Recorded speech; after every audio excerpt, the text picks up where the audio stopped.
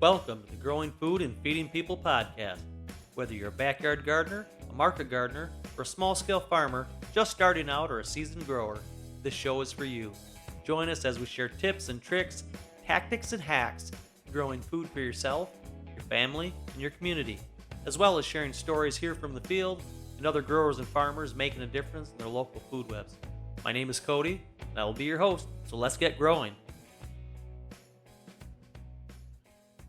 All right, welcome to the first official episode of Season 2 of the Growing Food and Feeding People podcast.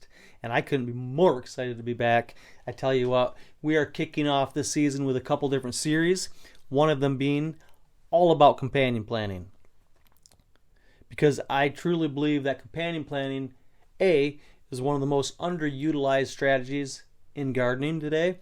And I also believe, B, that has probably made the most difference in maximizing my space and productivity at our market garden here at Simplistic Farms. So this episode is going to be all about companion planting made simple with the rule of 3. So I've got to ask you, are you tired of dealing with pests and poor soil in your garden? Companion planting might just be the answer. You know, do you want to take your gardening game to the next level? Because you really don't need to look any further than companion planting. And you don't need to be a master gardener to benefit from companion planting. In fact, it's as simple as following what I've coined the rule of 3. And in this episode, we'll be diving deep into the basics of companion planting and sharing some tips for using the rule of 3 to create a harmonious and productive garden for yourself.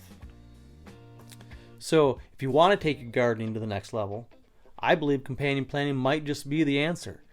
By strategically placing plants that work well together, you can improve your garden's productivity and overall health. But where do you start? That's where the rule of 3 comes in, and by considering just 3 key factors, you can easily create a winning combination of plants. In this episode, we're going to show you how to use the rule of 3 to make companion planting simple and effective. So let's get started. Now the first factor I like to consider is your sun, shade, and water needs. And usually, I'll even take the plant's height into consideration at this time, because this means you want to choose plants that have similar or complementing sun, and shade, and water requirements. For example, if you have a plant that needs full sun, you wouldn't want to plant it next to a plant that needs partial shade. If you do, one of the plants will obviously suffer and not thrive. And by choosing plants with similar light needs, you're setting them both up for success. Now the second factor that I like to consider is how the plants benefit or utilize each other. For example, some plants have deep roots that can break up the hard compacted soil, while others have shallow roots that can help prevent soil erosion. Now some plants also attract beneficial insects that can help control pests, while others can help repel pests or provide shade for more delicate plants. Now by pairing plants that complement each other, you can create a healthier and much more productive garden. Now the third factor to consider is whether the plants improve the soil. I like to think in terms of weed control, structure, and nutrients. Some plants, such as your legumes, have nitrogen-fixing bacteria in their roots, which can enrich the soil with nitrogen. Other plants have tap roots that can help break up your compacted soils.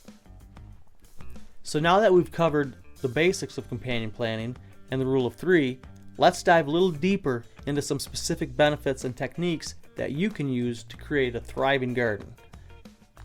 Now, one of the key benefits to companion planting is the soil improvement. When you pair certain plants together, they can work together to create a healthier and much more nutrient-rich soil. For example, legumes like your peas and your beans have nitrogen-fixing bacteria in their roots, which can help enrich the soil with nitrogen. And this can be especially beneficial for plants like tomatoes, which are heavy feeders and require a lot of nitrogen to grow. Another benefit of companion planting is pest control.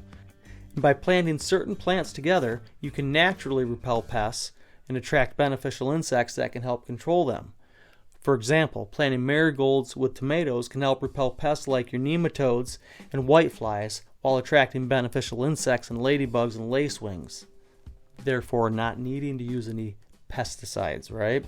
We try to keep our gardens as clean and naturally and organic as possible. So companion planting can also help you maximize your garden space by using vertical gardening techniques. You know I'm a lover of trellises.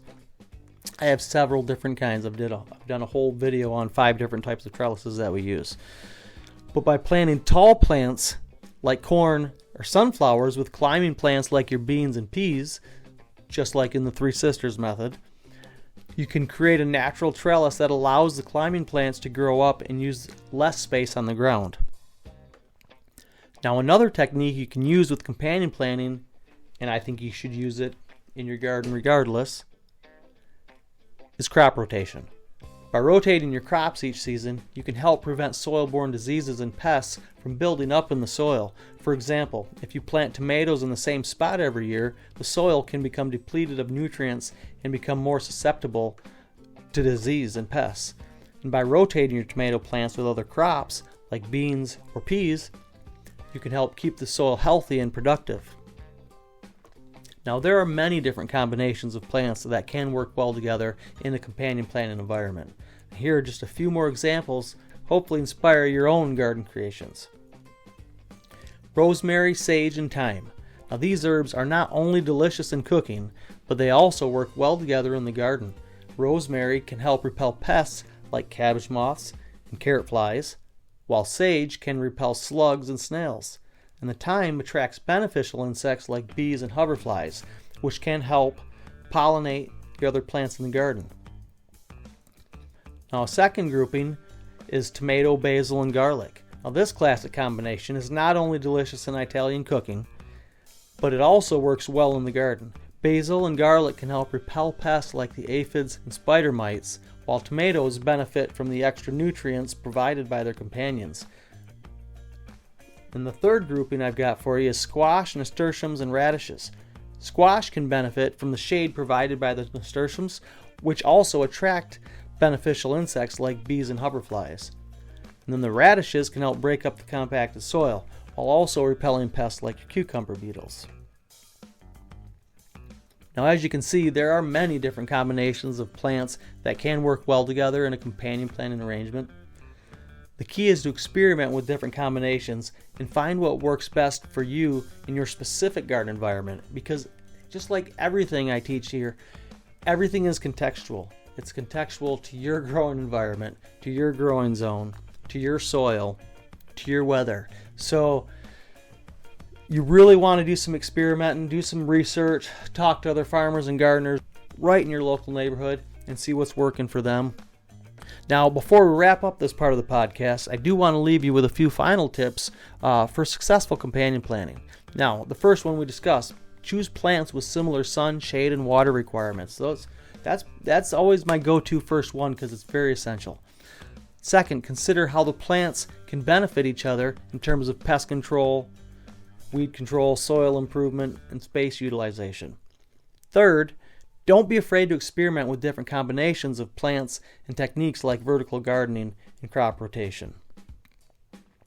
With a little planning, as you can see, companion planting is a simple yet effective way to improve the health and productivity of your garden. By following the rule of 3 and choosing plants that have similar sun, shade, and water requirements, complement each other's benefits, and improve the soil, you can create a thriving ecosystem in your backyard. But there's another important factor to consider when it comes to companion planting, and that is timing. Some plants are cool season crops, while others are warm season crops. And by planting them together, you can maximize your garden's productivity and make the most of the available space. You know I am a huge proponent for maximizing the space in the garden. Now, for example, you can plant cool season crops like lettuce, spinach, and peas in the early season, and then replace them with warm season crops like tomatoes, peppers, and eggplants as the weather warms up. This way you can grow more vegetables in the same amount of space and extend your growing season. Another timing strategy is intercropping, which I do all the time, and i.e. it's companion planting, right? It's basically the same thing, and that just involves planting 2 or more crops in the same bed at the same time. This can help reduce competition for resources like water and nutrients, and also prevent soil erosion and weed growth. So it's a huge proponent in weed control especially when you're doing a no-till garden without any pesticides or weed killers. Intercropping can also help with pest control. For example, you can plant your garlic or onions next to your tomatoes to help deter pests like the aphids and whiteflies. Similarly, you can plant marigolds or nasturtiums next to your beans to help repel the bean beetles and other pests. Now overall, companion planting and timing strategies can help you create a healthier, more productive, and more beautiful garden. That I speak from experience. I wouldn't grow out in my garden without utilizing companion planting. It's part of the basics, in my opinion.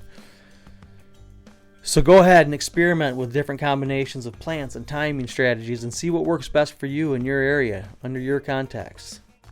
Alright, so I hope you guys see just how simple and easy it is to implement companion planting in the garden by just utilizing the rule of 3. Now, I do have one specific question that I've just been dying to ask you guys. What exactly do you call a potato that has turned to the dark side? A Vader tater. Alright guys, that's going to wrap up this week's episode on companion planting. Keep a lookout for episode 2 in the series for companion planting, and that is going to be all about companion planting gone wrong. Hopefully you have been inspired or entertained, learned something or laughed. I truly hope you're enjoying the podcast, and as always, I cannot thank you enough for tuning in and joining me every week. If you'd like to continue the conversation, we can chat over on Facebook at Simplistic Farms LLC, or you can send us a comment over there on YouTube at Simple and Easy Simplistic Farms. And of course, you can listen to the Growing Food and Feeding People podcast on all of the platforms, including Spotify, Google Podcasts, Amazon Music, Stitcher, wherever you like to listen to your favorite podcasts at, you can find us there. If you'd like to support the show or get involved in Project Feed Your Neighbor, there is a link down in the show notes, or you can find us over on patreon.com at patreon.com/simplisticfarms. We hope you have a great week. Make somebody smile. We'll talk to you on the next one.